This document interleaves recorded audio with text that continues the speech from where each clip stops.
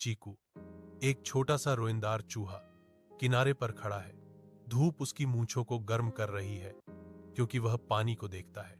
कुक्कू, एक गोल हरा मेंढक, तालाब से झोंकता है। उसकी चौड़ी आंखों में झिलमिलाता पानी प्रतिबिंबित होता है। चीकू, मैं तुम्हें जमीन पर अपने साहसिक कार्य के बारे में बताऊंगा। कुक्कू, मैं तुम्हें तालाब की गहराई में छिपे रहस्यों के बारे में बताऊंगा। कुकू ने चीकू को तालाब में बुलाया। उसकी आंखों में शरारती चमक थी। चीकू कुकू पर भरोसा करता है और सहमत हो जाता है, लेकिन कुकू चुपके से उनके पैर एक साथ बांध देता है। जैसे ही वे कूदते हैं, चीकू चिल्लाता है। घबराहट बढ़ती है। कुकू, मुझे बचाओ। कुकू रस्सी खोलता है, चीकू को किनारे की ओर खींचता है। चीकू खांसता है, कांपता है, लेकिन जीवित है। कुकू, दोस्ती का मतलब यह नहीं कि हम सब कुछ एक जैसे करें, बल्कि एक दूसरे की हिफाजत करें।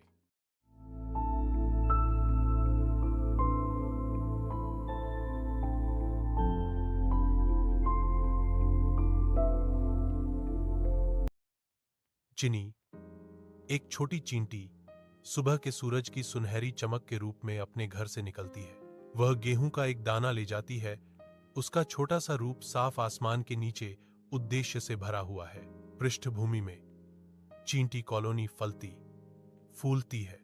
प्रत्येक सदस्य लगन से अपने कार्यों में लगा हुआ है, जो हवा को गतिविधि की एक कोमल गुंजन से भर देता है। जंगल के दिल में चीनी गेहूं का एक दाना लिए हुए है, ऊपर मंडराते खतरे से अनजान। चीकू, एक बड़ा शिकारी पक्षी, आसमान से चिनी को देखता है। उसकी भूख उसे नीचे उतरने के लिए प्रेरित करती है। चीकू के झपटने पर चिनी डर जाती है, लेकिन जैसे ही वह गेहूं गिराती है और एक पत्ते के पीछे गायब हो जाती है, तो साहस चमकता है। एक अकेला चींटा एक पत्ती के नीचे से निकलता है। उसका छोटा सा रूप निराशाजनक तात्कालिकता के साथ आगे बढ़ता है, क्योंकि वह एक दरार में गायब हो जाता है। बचाओ, बचाओ, एक चिड़िया हम पर हमला कर रही है। मदद के लिए तत्काल पुकार गूंजती है, जो चींटी कॉलोनी को तत्काल कार्रवाई के लिए प्रेरित करती है। एकजुट चींटियां एक मजबूत मोर्चा बनाती हैं। उनकी सामूहिक ध्वनि और कीचड़ के गोले चीकू को हार में दूर भगाते हैं, क्योंकि वे एक सुरक्षित मार्ग सुरक्षित करते हैं।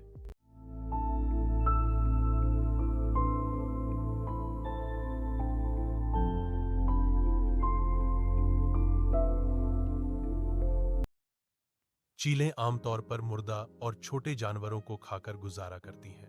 जब किसी जगह पर खुराक की मिकदार ज्यादा होती है, तो वहां कई चीलें जमा हो जाती हैं। हर चील यह कोशिश करती है कि वह खाने को सिर्फ अपनी मिल्कियत बना ले, जिससे लड़ाई होती है।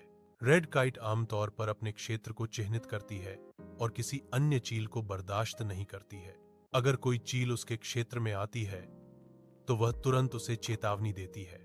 अगर वह नहीं हटती है, तो दोनों चीलें हमला कर देती हैं, और यह क्षेत्र का मुद्दा लड़ाई का एक महत्वपूर्ण कारण बन जाता है।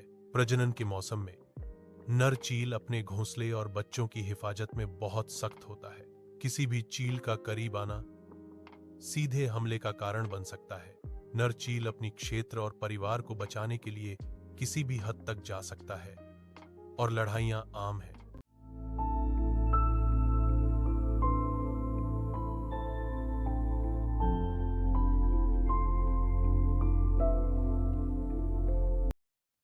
जैसे ही सूरज घाना के जंगल पर डूबता है, अंधेरा और नमी बढ़ती है, जो परिदृश्य को एक अशुभ आलिंगन में लपेट लेती है।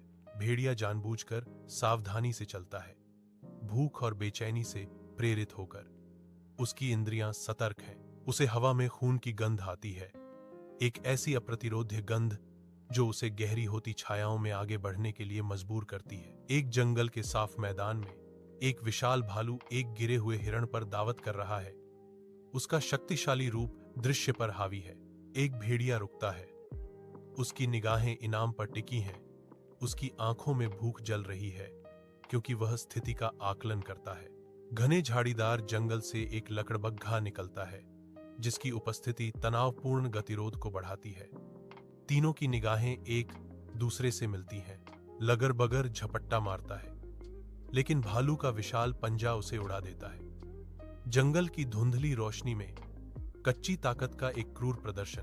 भेड़िया मौका लपकता है। दहाड़ और गुर्राहट रात में चीरती है, घने पत्ते से गूंजती है।